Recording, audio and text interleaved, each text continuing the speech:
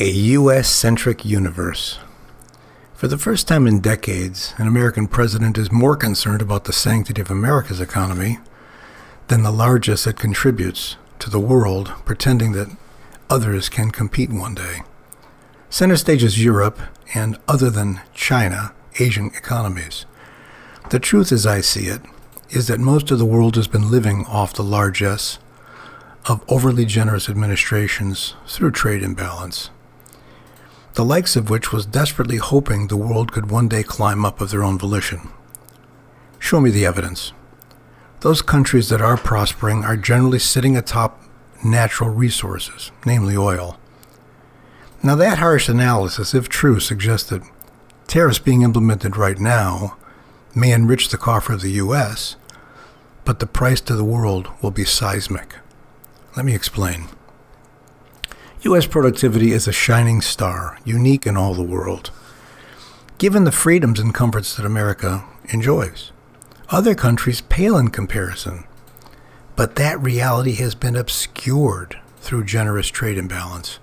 I'm saying plainly that most trade partners with the U.S.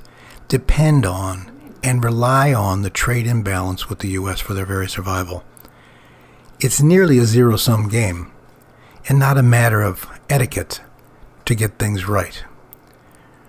Though the U.S. is waking from its stupor, hopefully before the debt bomb here explodes, other countries will have to necessarily kick and scream because they're signing their own doom to give away all that annual grease, which has become a staple of their economy. So if and when the tariffs are enacted and become sustainable, collectible reality, the world will shift down. Other countries do not have the ability, given the concessions they have made socially and the lax work ethic and incentives, to rise much faster than they already are. And that is those countries still above the waterline when the tide goes out. Many countries, if trade is balanced, will plummet, and that is not stabilizing. There is no reserve, no magical reserve from which a gentlemanly agreement can be made that does not materially affect the economic stability of all U.S. trade counterparties. Listen, everyone is in debt and living far beyond their means. And when Uncle Sugar removes his annual trade surplus dividend, that reality will painfully manifest. Let's look at China, whose ascent has been meteoric. They are a ticking population implosion due to their decades-long one-child policy.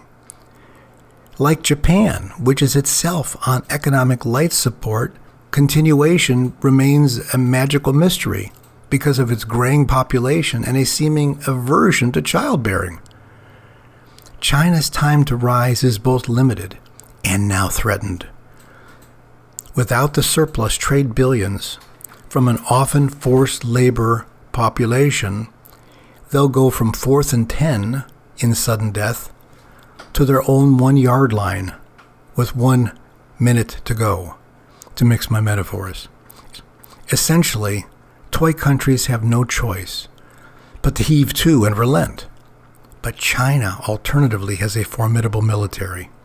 They're not like Russia, which is nothing more than a gas station with a national emblem. Forcing them to give up that, which has catapulted them into contention, means giving up any chance of rising to and or staying number one. It will be forever forfeit. They will not do that quietly. I am saying that the trade war, this trade war right now, is sufficient provocation to spill over into a territorial war for no reason other than to exact a mutually painful cost to the U.S. in what is another form of mutually assured destruction.